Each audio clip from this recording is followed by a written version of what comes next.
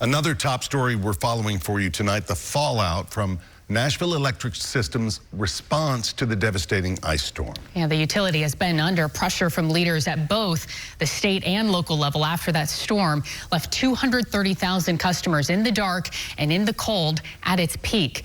NES announced it is working to make changes ahead of future disasters. But tonight, state lawmakers seem to be taking matters into their own hands. Coming up, Kim Rafferty's going to share how the boring company could be the solution in one community. But first, Chris Davis shares the fight for more representation on the Electric Power Board.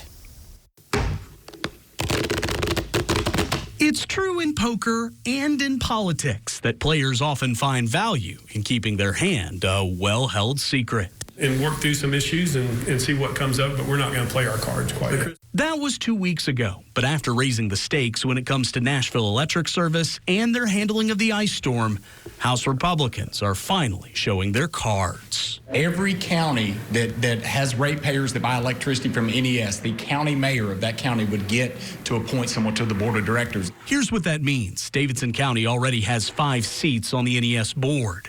Under this new bill, Cheatham, Robertson, Rutherford, Sumner, Williamson, and Wilson counties are being dealt in with new board seats. Their county mayors would make the appointments.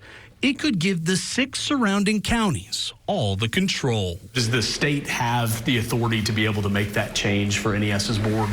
We're going through that legally. Yes, we'll figure that out. The House Majority Leader was quick to interject with why he thinks it's legal. The statute that set the board up to begin with is a state statute, and that's what's being amended. A second bill would allow communities outside of Davidson County to buy themselves out of NES and either start their own municipal electricity provider or join a neighboring utility. If one of these communities that's outside the corporate boundaries have the leverage of saying, if you don't give me better service, you will grow the political will of our people to want to have to do this.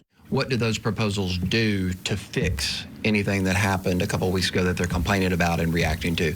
Democrats say they're open to changes at NES as long as they prevent the next disaster. If they in fact address something that went wrong or fix something that caused them to have this appetite for NES legislation, that's worth a conversation. But we don't really know everything. They're still doing the debrief. They're still studying what they could have done better beyond communications, of course, which we all agree could have been done a lot better. Debate could begin as early as next week on these bills.